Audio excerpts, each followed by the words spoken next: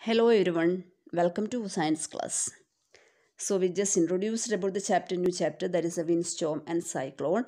Next we are going to discuss about how the formation of wind is happening usually. So we know that the Indians and the India is one of the place that is usually located near the equator. So our India is not affected by the, most of the time it is not affected by the strong wind forces and others, because there is no uneven heating here. Uneven heating between in different areas of the earth results in strong winds. We know that the equator is receiving the sunlight maximum. So the region around the equator, which will gets warm. The warmer air, we studied that the warm air always rises, and the cooler air from the sides or from the poles, which may blows towards or moves towards the equator. These winds blow from the north and the south towards the equator. At the poles, the air is very cold, and at the near the equator, the air is so warm. So the warm air from the equator rises up to this area, to this vacuum, who will comes the cold air from the poles, which may comes. In this way, the circulation of wind, which may sets up from the poles to the warmer latitudes or from to the warmer areas. Okay, it's clear now. So, we have studied what will happen if there is any uneven heating of land and water. Uneven heating of land and water results in the sea breeze and land breeze that we already studied in the previous chapter. Okay, so there is no need of revising again how the land breeze and sea breeze occurs. The monsoon winds, or during the monsoon days, the wind carries a lot of water, which results in the raining formation. That is why we are getting plenty of rain during monsoon winds. Monsoon winds is the reason for monsoon rain.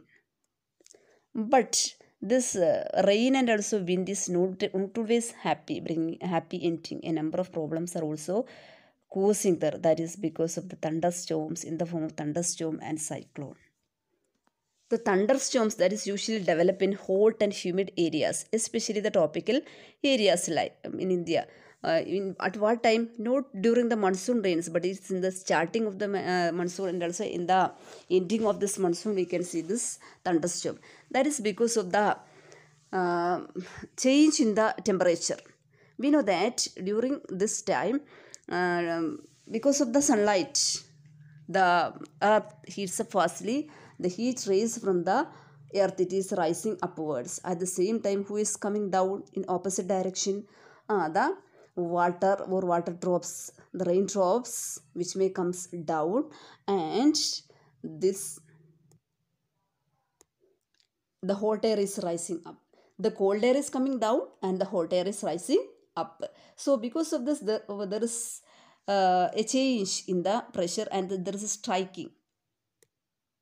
A pressure and also a force is created there. Because of this, electric charge is produced in the form of lightning and sound. This is the reason behind thunderstorm. Then how a thunderstorm becomes a cyclone?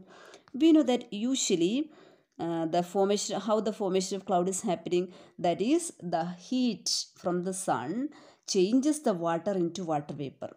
So what will happen automatically? The water vapor stores one amount of heat energy. So before cloud formation, the water takes up heat from the atmosphere to change into water vapor. When water vapor changes back into liquid form, what will happen? This heat is released into the atmosphere. So conversion of water vapor into the cloud results in the release of heat into the atmosphere. The heat released into the atmosphere warms the air around. The air tends to rise and causes a drop in pressure. More air rushes to the center of the storm. So this cycle is repeated. The chain of events ends with the formation of a very low pressure system with a very high speed revolving around it. Okay, this is called a cyclone.